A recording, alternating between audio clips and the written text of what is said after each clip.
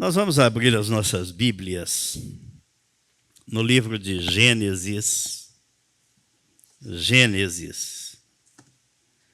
no capítulo 4, Gênesis capítulo 4. Nós vamos ler do versículo 1 ao 7. 1 ao 7. Coabitou o homem com Eva, sua mulher. Esta concebeu e deu à luz a Caim.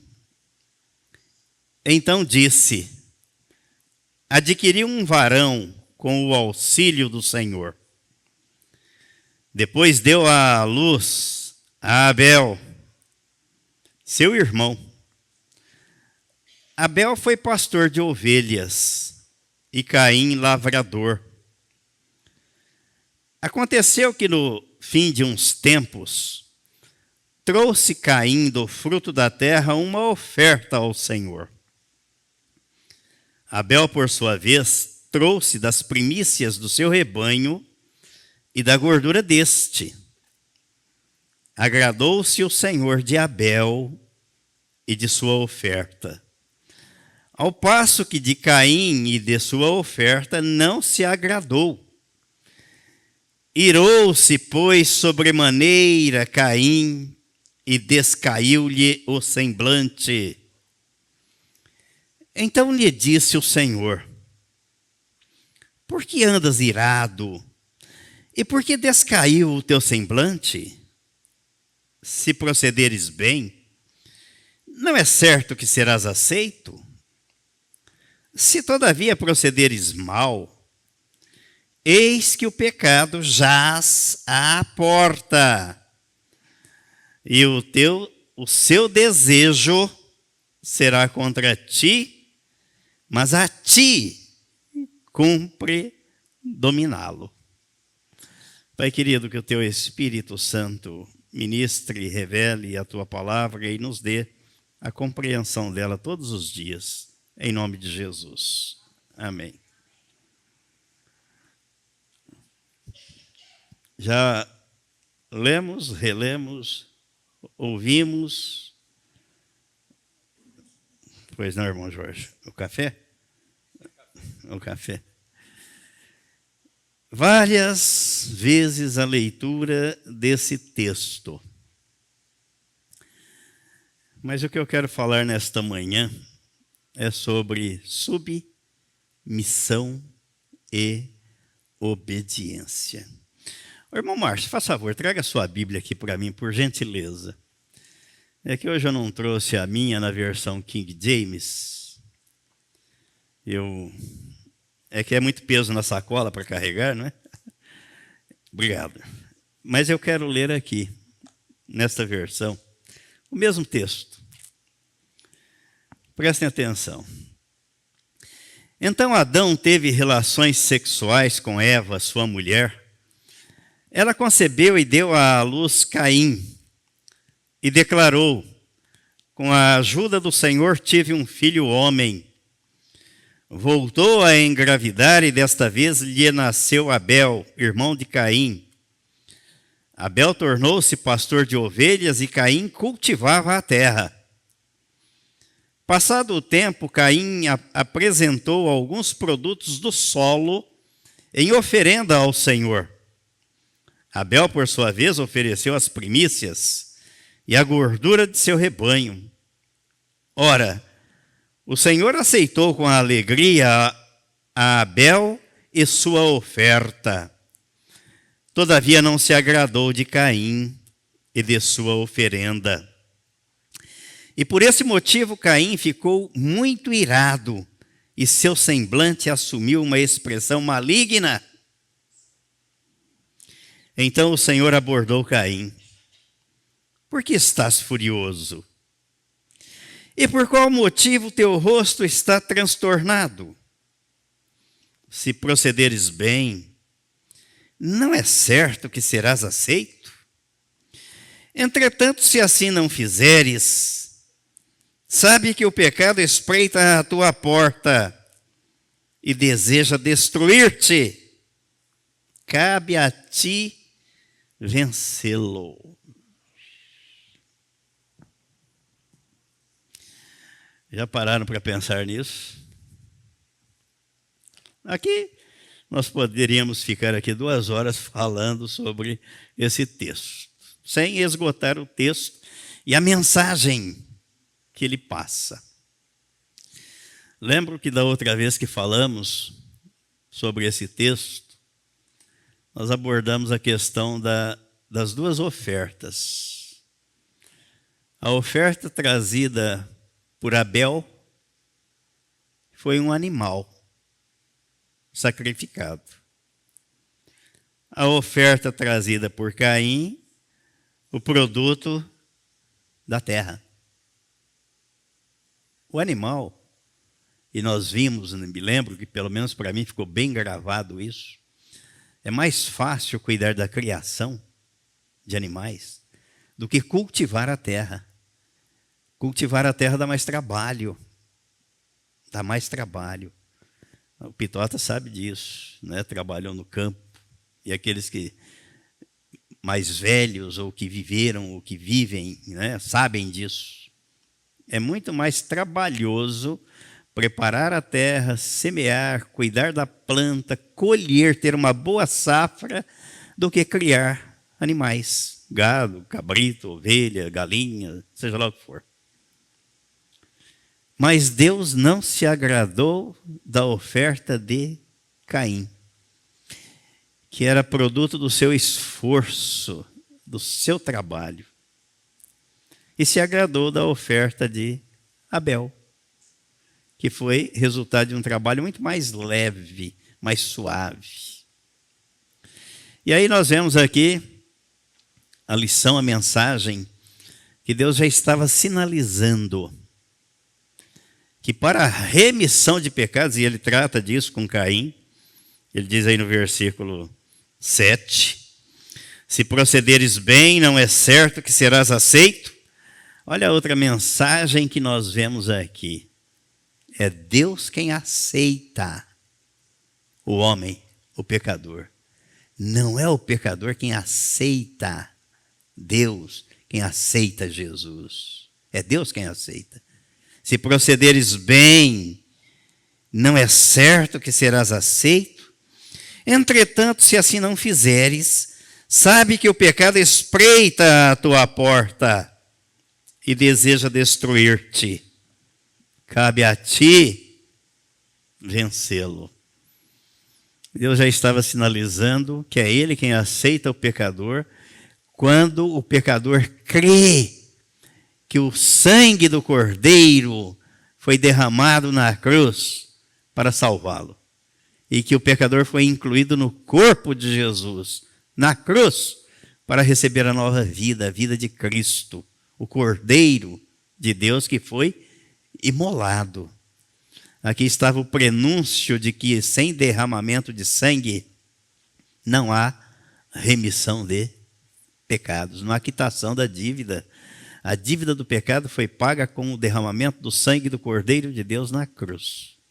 Então, quando nós cremos que fomos atraídos no corpo de Cristo, incluídos no corpo dele, que ele nos atraiu a si, para pagar a nossa conta, a nossa dívida do pecado, aí nós somos aceitos por Deus. E Deus estava mostrando aqui que o esforço retrata e representa a religião do homem. É um esforço danado para tentar alcançar o céu. Quando a Bíblia está mostrando para nós que Jesus desceu do céu e veio buscar o pecador. Não é o pecador quem sobe ao céu para encontrar Deus. Foi Deus quem desceu do céu na pessoa de Cristo para buscar o pecador. Jesus veio buscar e salvar o perdido, o pecador. Mas isso me chama a atenção ainda por um outro detalhe. Por um outro detalhe. Quando Deus diz para Caim, o pecado espreita a tua porta e deseja destruir-te. mas cabe a ti. Parece até uma contradição. Parece. Porque se Cristo foi à cruz e me atraiu no corpo dele para trocar a minha natureza pecaminosa, agora Deus está dizendo para Caim, cabe a você vencer o pecado. Irmão Márcio, se quiser buscar a tua Bíblia, viu? Depois eu te devolvo, tá? Não vou me apropriar dela, porque isso caracteriza crime de apropriação indébita. Você confiou a mim, cabe a mim devolver a você o que é seu. Tá certo? Veja bem, na carta aos Romanos, no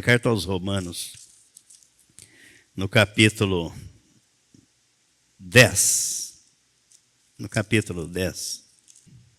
a partir do versículo 8, o apóstolo Paulo escreveu assim: porém que se diz, a palavra está perto de ti, na tua boca e no teu coração. Isto é, a palavra da fé que pregamos.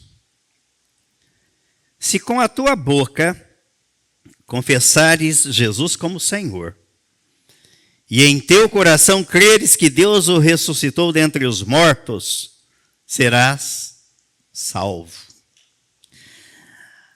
Porque com o coração se crê para justiça, e com a boca se confessa a respeito da salvação. Aí eu lembro do texto lá de Lucas 17, quando Jesus disse para os fariseus, quando ele foi interrogado, quando viria o reino de Deus? E qual é a aparência dele? E Jesus disse, o reino de Deus está dentro de vós. Agora o apóstolo Paulo está dizendo aqui, olha, a palavra está perto de ti, na tua boca e no teu coração. Aí tem uma ação aqui que é do homem. E isso vai de encontro com o que Deus disse a Caim. O pecado está diante de você, mas cabe a você dominá-lo. Como? O apóstolo Paulo está dizendo, se a palavra está na boca, está perto, está na boca e está no coração, cabe a você confessar. Deus não vai fazer isso por você. A confissão é sua. Ah, Jesus já me salvou, ele veio e me salvou na cruz. É verdade, você precisa confessar que você creu, que você crê nessa obra de redenção e que você foi incluído no corpo dele para receber um novo coração. A confissão é sua. Deus não vai abrir a tua boca, o Espírito Santo não vai fazer você falar na marra. É você quem tem que fazer isso. É um ato voluntário. Se com a tua boca confessares Jesus como Senhor, e em teu coração creres que Deus o ressuscitou dentre os mortos, serás salvo. Então faça a confissão, porque Deus não vai fazer isso por você. Porque com o coração se crê para a justiça, e com a boca se confessa a respeito da salvação. Porquanto, versículo 11, a Escritura diz, todo aquele que nele crê não será confundido. Dá para distinguir o cristão do não cristão. O cristão do crente. O crente está tentando buscar Deus. O cristão, Cristo veio buscá-lo e o alcançou. Assim como fez com Saulo de Tarso na entrada da cidade de Damasco. Foi alcançado. O cristão é alcançado pela graça de Deus. O crente representa Caim. Pelo seu esforço, ele quer agradar a Deus. Pelo seu esforço. Mas não consegue agradar a Deus. Versículo 12. Pois não há distinção entre judeu e grego, uma vez que o mesmo é o Senhor de todos, rico para com todos os que o invocam. Porque todo aquele que invocar o nome do Senhor será salvo. Como, porém, invocarão aquele em quem não creram? E como crerão naquele de quem nada ouviram? E como ouvirão se não há quem pregue? E como pregarão se não forem enviados? Como está escrito: quão formosos são os pés dos que anunciam coisas boas. Então o apóstolo vai desencadeando um pensamento, discorrendo sobre uma lógica de que primeiro eu preciso tomar conhecimento, fazer a confissão de que eu criei, a palavra está perto, está na boca, no coração, mas eu preciso confessar, eu preciso invocar para ser salvo, alguém precisa pregar para que eu saiba, para que eu tome conhecimento. E ele diz: quão formosos são os pés dos que anunciam coisas boas.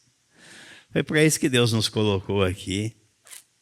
Foi para isso que Deus nos chamou. E foi para isso que Deus nos colocou em Cristo. Então esse texto de Gênesis 4, ele chama-nos a atenção quando Deus disse para Caim: cumpre a você. Porque o que nós passamos a vida e às vezes não prestamos atenção e se torna um costume, algo recorrente no meio do povo evangélico, do povo de Deus ou dos cristãos, é pensar que Deus vai fazer tudo por nós. Ele já fez. É o inverso. Ele já fez. Então Deus disse para Caim: cabe a você agora.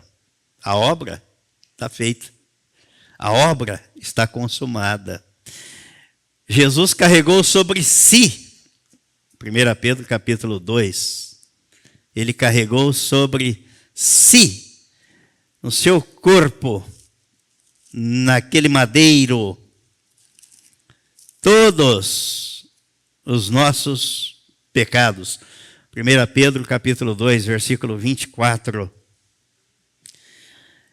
Carregando ele mesmo em seu corpo sobre o madeiro os nossos pecados, para que nós, mortos para os pecados, vivamos para a justiça. Por suas chagas fomos sarados. Ele não vai carregar, ele já carregou. Ele já consumou a obra. Então é uma questão de fé. Eu creio. Fé. Acreditar. O justo vive pela fé. O evangelho é de fé em fé. Olha, é um passando para o outro. Um passando para o outro. De fé em fé.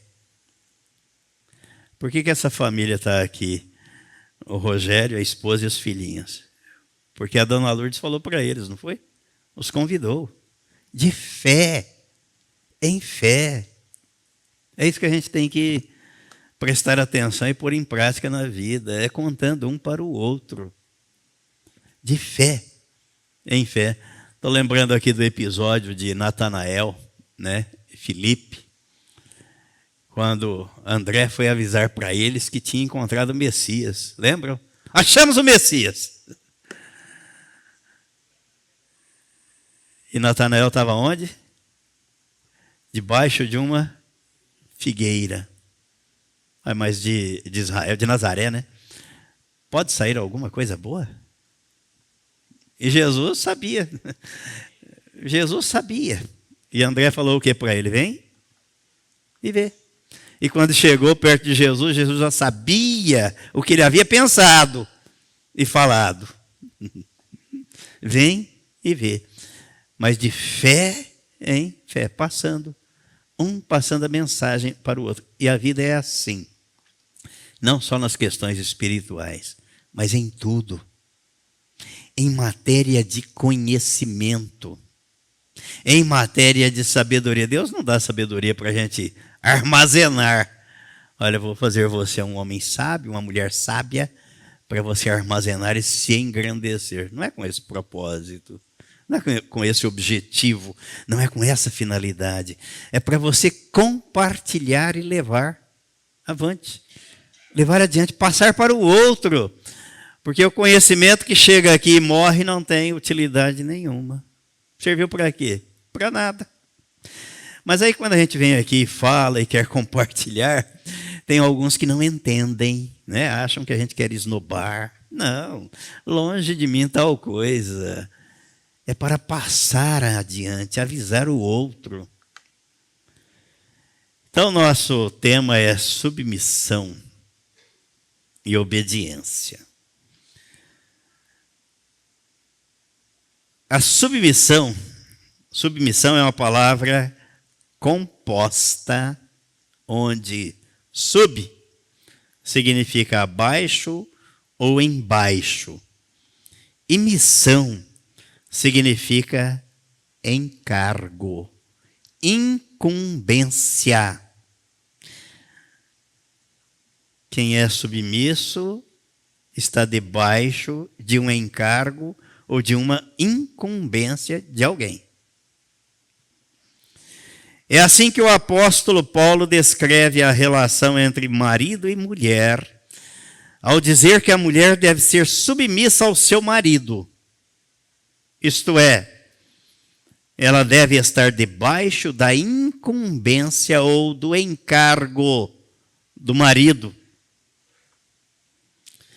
E qual é a incumbência ou encargo do marido? Amar e cuidar da sua esposa. Assim é bom ser submissa, não? A missão do marido é amar e cuidar da sua esposa, porque ela é a parte mais frágil na relação. Vamos ver o texto bíblico de Efésios capítulo 5.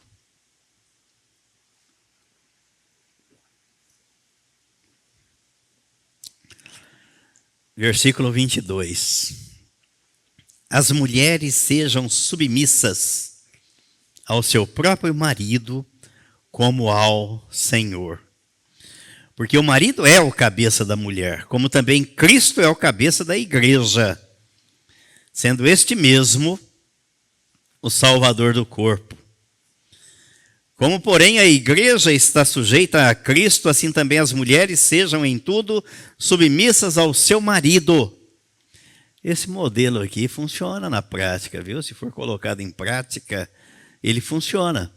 O mundo anda assim de pernas para o ar, porque o modelo bíblico não é adotado pelas famílias, pelos casais. Aí não dá certo mesmo. Mas Deus estabeleceu esse modelo. E ele funciona. Versículo 25. Maridos, amai vossa mulher, como também Cristo amou a igreja e a si mesmo se entregou por ela. Então o marido deve amar a sua mulher, a sua esposa, como Cristo ama a igreja. E amar é fazer sempre algo de positivo e de bom para o outro. Isso é amor. 26. Para que a santificasse, tendo-a purificado por meio da lavagem de água pela palavra, para apresentar a si mesmo igreja gloriosa, sem mácula, nem ruga, nem coisa semelhante, porém santa e sem defeito. Assim também, os maridos devem amar a sua mulher, como ao próprio corpo. Quem ama a esposa, a si mesmo se ama. Porque ninguém jamais odiou a própria carne, antes a alimenta e dela cuida, como também Cristo faz com a igreja, porque somos membros do seu corpo. Eis porque deixará o homem a seu pai e a sua mãe, e se unirá à sua mulher, e se tornarão os dois uma só carne. Grande é este mistério. Mas eu me refiro a Cristo e à igreja. Não obstante, vós, cada um de per si, também ame a própria esposa como a si mesmo, e a esposa respeite ao marido.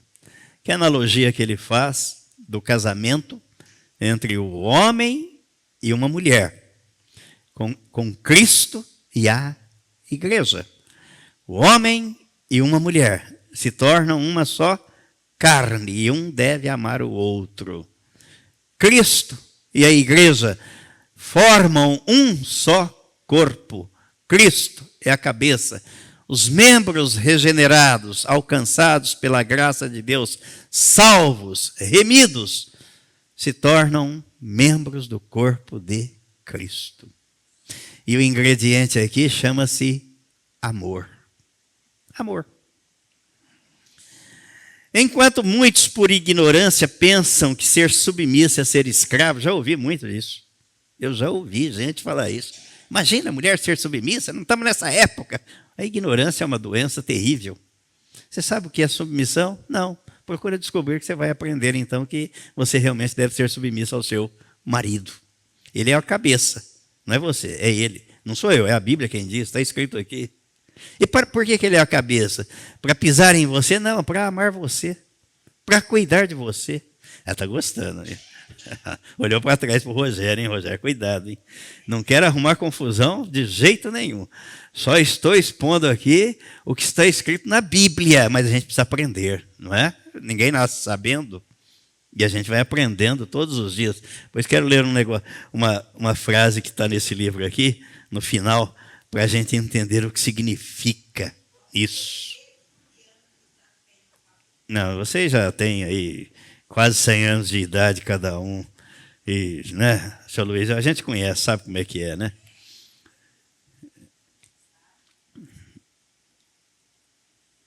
Muitos, por ignorância, pensam que ser submisso é ser escravo.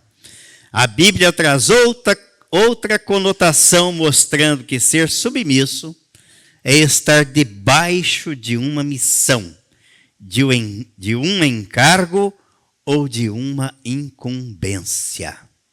Submissão e obediência é o que a palavra de Deus requer daqueles que se dispõem a viver a nova vida em Cristo, olhando para o autor e o consumador da fé, que é Jesus. Quem é submisso, obedece. Mas quem não se submete, não obedece. Permanece rebelde. E a rebeldia ou rebelião é pecado de feitiçaria. O texto da nossa reflexão mostra que Deus rejeitou a oferta de Caim. E Caim ficou irado. Já pensou se Caim fosse submisso e obediente? O que é que ele teria feito? Senhor, me perdoa. Onde é que eu errei? Não é?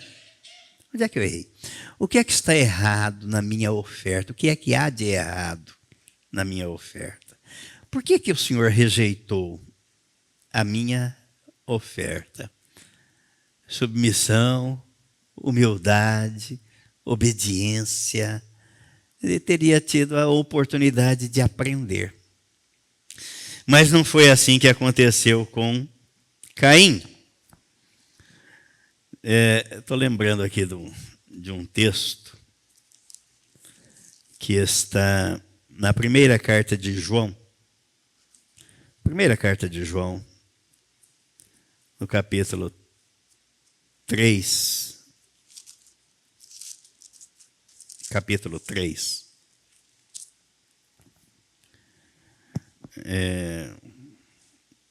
Versículo 11. Versículo 11 e o 12. Ó. Porque a mensagem que ouvistes desde o princípio é esta: que nos amemos uns aos outros, não segundo Caim, que era do maligno e assassinou a seu irmão. E por que o assassinou? Porque as suas obras eram más e as de seu irmão justas. era do maligno. Deu ouvido à voz do diabo. Não prestou atenção, não teve humildade, não foi obediente, não foi submisso ao que Deus falara com ele. E Deus deu a oportunidade para ele. Deu ou não deu? Caim, o pecado está diante de você. Cabe a você dominá-lo. Faça a confissão. Ele não fez. A resposta de Deus a Caim foi que com aquela conduta, aquele tipo de procedimento de reação e rebeldia, o pecado estava batendo à sua porta. E o desejava possuí-lo, mas cabia a ele, Caim, o controle da situação. O Senhor não obriga ninguém a fazer absolutamente nada. Não violenta a vontade humana. Pelo contrário, ele respeita. Deus diz para ele, Caim, o pecado bate à sua porta. Cabe a você. Deus sugere, Deus faz a proposta, convida, mas não coage, não obriga ninguém. Um dos textos que eu gosto tanto da Bíblia, Deuteronômio capítulo 30. Capítulo 30. Vejam os versículos 19 e 20.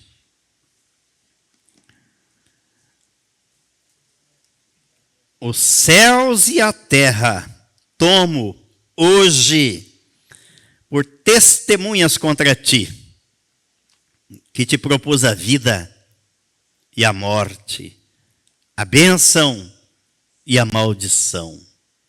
Escolhe, olha a sugestão, escolhe, pois, a vida, para que vivas tu e a tua descendência, amando o Senhor teu Deus, dando ouvidos à sua voz e apegando-te a Ele, pois disto depende a tua vida e a tua longevidade, para que habites na terra que o Senhor, sob juramento, prometeu dar a teus pais, Abraão, Isaque e Jacó. Quem é que pode alegar ignorância diante de Deus? Eu não sabia. Se Deus tomou aqui os céus e a terra, não ficou nada fora, nada escapou. E Ele está dizendo, olha, eu proponho hoje a vida e a morte, a bênção e a maldição. Aí se a pessoa ficar na dúvida, né, sobre o que escolher, Deus sugere, escolhe a vida. Se você estiver em dúvida, escolhe a vida, para que vivas não só você, mas você e a tua descendência. Eu não sei o que escolher, não sei o que é melhor.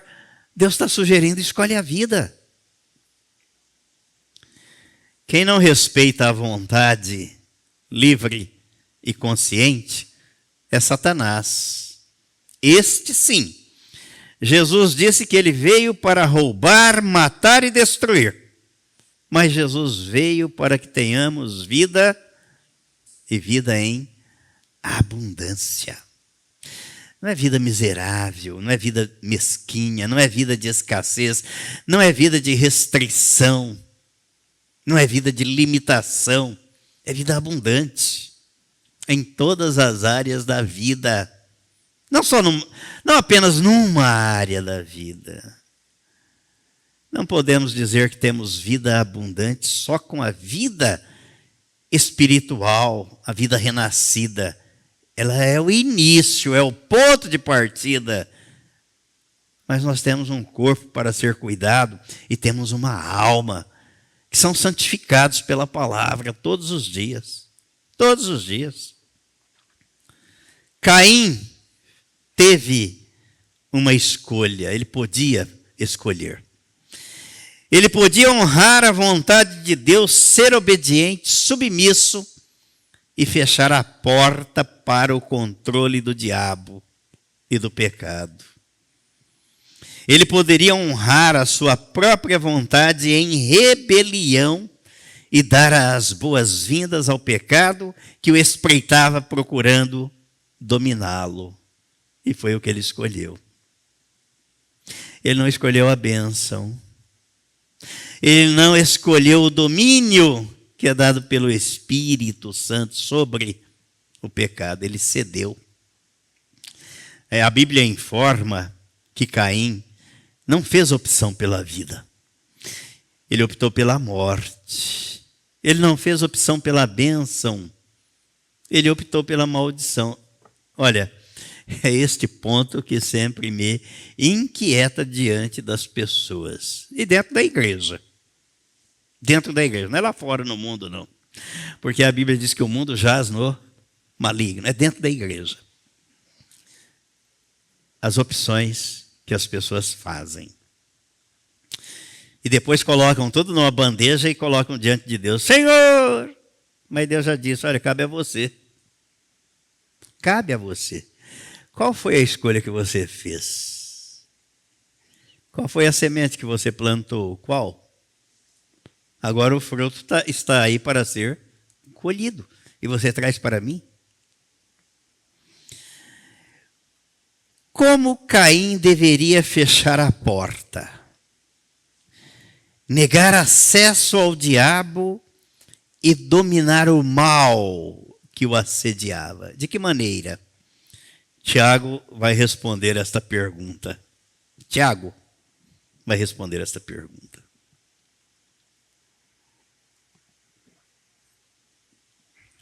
Capítulo 4. Capítulo 4.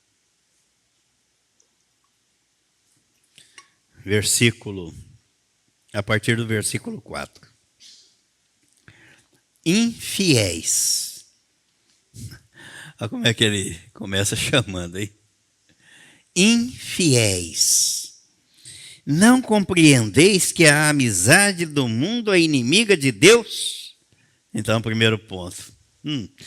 Rompa com as amizades do mundo. E feche a porta de acesso ao diabo. Rompa. É para romper? É. Aquele, pois, que quiser ser amigo do mundo, constitui-se inimigo de Deus.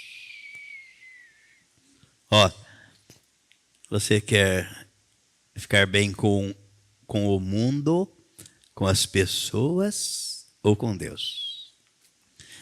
Você quer ser amigo do mundo ou amigo de Deus? A gente tem que pensar, tem que refletir. Ah, quanta gente gosta de fazer média, não é? Fazer média para ficar bem.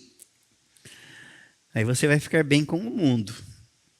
Mas a Bíblia está dizendo que nessa condição você é inimigo de Deus. Ah, mas eu já sou uma nova criatura. Então você não vai fazer média com o mundo, nem querer ficar bem com o mundo.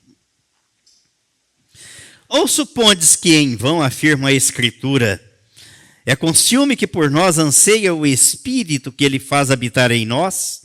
Antes, ele dá maior graça, pelo que diz, Deus resiste aos soberbos, mas dá graça aos humildes. Seja humilde. Não seja amigo do mundo. Versículo 7. Sujeitai-vos, portanto, a Deus, mas resisti ao diabo, e ele fugirá de vós.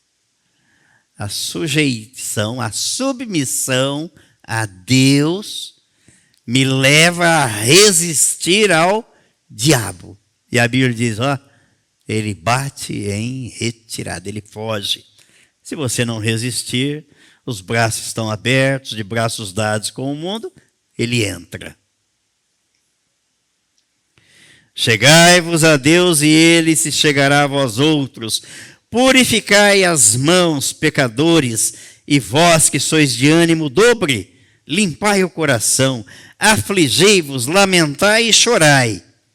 Converta-se o vosso riso em pranto, e a vossa alegria em tristeza. humilhai-vos na presença do Senhor, e Ele vos exaltará. À medida que resistimos ao diabo, sendo submissos a Deus, fechamos a porta para o inimigo. Não damos brechas para ele entrar, e com isso, ele foge. Essa porta aqui está resistente, está sempre fechada. Não tem como entrar aqui. Eu estou sendo resistido aqui, vou procurar outro. E vai achar outro. Jesus disse que o espírito imundo, quando sai de uma pessoa, ele anda por lugares áridos. E depois ele volta sozinho, com mais 7. Se a porta estiver aberta, a devassa é grande. A desobediência dá acesso legal ao diabo, e ele é um legalista. A falta de submissão e obediência sobrepuja as palavras que elas dizem em vão. As pessoas falam da boca para fora. Mas Jesus disse: o coração está longe. Marcos, Evangelho escrito por Marcos, capítulo 7. Capítulo 7. Versículos 6 a 8. Respondeu-lhes: bem profetizou Isaías a respeito de vós, hipócritas. Jesus chama esse tipo de gente de hipócrita, é muita hipocrisia. Fala, decora igual papagaio, mas o coração está longe. A realidade vivida é outra. Hipócritas, como está escrito: este povo honra-me com os lábios, mas o seu coração está longe de mim. E em vão me adoram. A adoração vã, sem sentido, sem proveito algum. Ensinando doutrinas que são preceitos de homens, negligenciando o mandamento de Deus, guardais a tradição dos homens. E disse-lhes ainda: jeitosamente rejeitais o preceito de Deus para guardardes a vossa própria tradição. Agora vejam o versículo 13, o que é que Jesus disse: invalidando a palavra de Deus pela vossa própria tradição, que vós mesmos transmitistes, e fazeis muitas outras coisas semelhantes. É falar uma coisa e fazer outra. É falar uma coisa e viver outra. É falar uma coisa e o fruto expressa outra coisa totalmente diferente. Jesus é um bando de hipócritas. Fica aí com a palavra na boca, só da boca para fora, lá dentro não produziu efeito nenhum. Não mudou nada. Concluindo aqui. Vejamos o desastre evolutivo ante a falta de submissão e obediência de Caim. Primeiro, Caim abrigou uma ofensa contra o seu irmão no coração. Planejou, arquitetou, depois que ele ficou irado contra Deus, irado, vou matar meu irmão. O ódio entrou no seu coração. Segundo, o engano. Ele achou que com aquilo ele pudesse resolver a situação. Preparou o caminho para o assassinato. E quando o pecado entrou na vida de Caim, ele agiu de maneira que jamais pensaria. Por exemplo, se alguém tivesse dito a ele: Caim, um dia você vai assassinar o seu irmão, provavelmente ele teria dito assim: você está louco? Eu jamais faria isso. Mas ele fez. E por que ele fez? Porque a desobediência e a falta de submissão à palavra de Deus foi a porta que ele abriu para o diabo entrar na sua vida. O Senhor havia dito a ele: se procederes bem, não é certo que serás aceito. Se todavia procederes mal, eis que o pecado está à sua porta, e o seu desejo será contra ti, mas cabe a ti dominá-lo. Caim optou pelo mal e não pelo bem, pela maldição e não pela bênção, pela morte e não pela vida. Que o Senhor nos dê sempre a atenção, a sabedoria, a fé, a convicção, a compreensão da palavra dele, para não sermos hipócritas e ficarmos falando, meramente repetindo palavras e preceitos, mas que vivamos e coloquemos em prática na nossa vida. Sejamos humildes, submissos e obedientes à palavra dele. E tem algo que ele não vai fazer por nós. Ele disse para Caim: cumpre a você. O Espírito Santo é o nosso guia, mas ele não pega os nossos pés e não nos força a andar. Quem anda somos nós. Ele orienta. Assim como Deus fez a proposta aos céus e à terra: eu tomo hoje por testemunhas contra vós. Estou oferecendo a vida e a morte, a bênção e a maldição. Escolhe a vida, escolhe a bênção. Por que escolher a morte e escolher a maldição?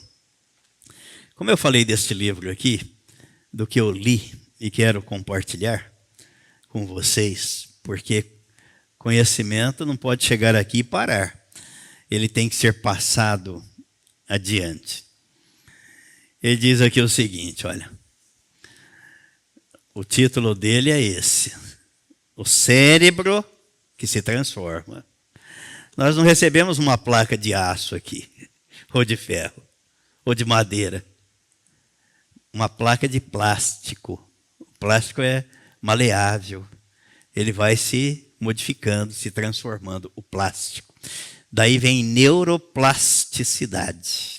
A gente não sabe das coisas, mas a gente vai buscando, aprendendo e vendo aquilo que faz sentido na vida. Ele diz aqui: precisamos continuar aprendendo. Sabe até que idade? Enquanto você respirar. Enquanto você estiver respirando. Precisamos continuar aprendendo se quisermos nos sentir totalmente vivos. Há muito morto-vivo, né? Estagnou. Parou. Ou soberbo, já sei tudo, não preciso aprender mais nada. Eu quero agora ser professor e dar aula, quero ensinar todo mundo. Chegou aqui, ninguém sabe mais do que eu, há muita gente assim. Mas o que nós temos visto e aprendido é o contrário. Olha, precisamos continuar aprendendo se quisermos nos sentir totalmente vivos. E quando a vida ou o amor se torna previsível demais e parece haver pouco a aprender, já sei tudo, ficamos inquietos. Um protesto, talvez, do cérebro plástico quando não consegue mais realizar essa tarefa essencial de continuar crescendo. 2 Pedro, lá no capítulo 3, né? Crescendo. Crescei na graça e no conhecimento do nosso Senhor e Salvador Jesus Cristo. É crescendo sempre. Diferentes substâncias químicas estão envolvidas no aprendizado e no desaprendizado. Quando aprendemos uma coisa nova, os neurônios disparam juntos e se ligam entre si, e ocorre um processo químico neuronal chamado potencialização. Para explicar isso, seria mais ou menos quando a gente potencializa o efeito de um remédio. Quer dizer, o efeito vai ser muito maior. Então, na nossa mente, no nosso cérebro, à medida que crescemos, que conhecemos, que nos dispomos a aprender e que estamos abertos ao novo, vamos potencializando. E isto fortalece as conexões entre os neurônios. Agora, Prestem atenção no efeito inverso disso. Quando o cérebro desaprende associações e desconecta neurônios, fica estagnado. Ao invés de crescer e de evoluir, você diminui. Mentalmente. E a Bíblia diz o quê? Que é para renovar a mente. É para progredir, é para evoluir, não para involuir. Então, quando o cérebro desaprende associações e desconecta neurônios, acontece outro processo químico chamado depressão de longo prazo. Vai definhando e deprimindo. Cérebro. Bom, eu vou ficar por aqui, porque já falamos bastante, não é? E que o Senhor continue a nos conceder a graça e nos desperte para querermos aprender cada vez mais, conhecer cada vez mais. Não tem limite, o limite é o céu. O limite é o céu. Amém?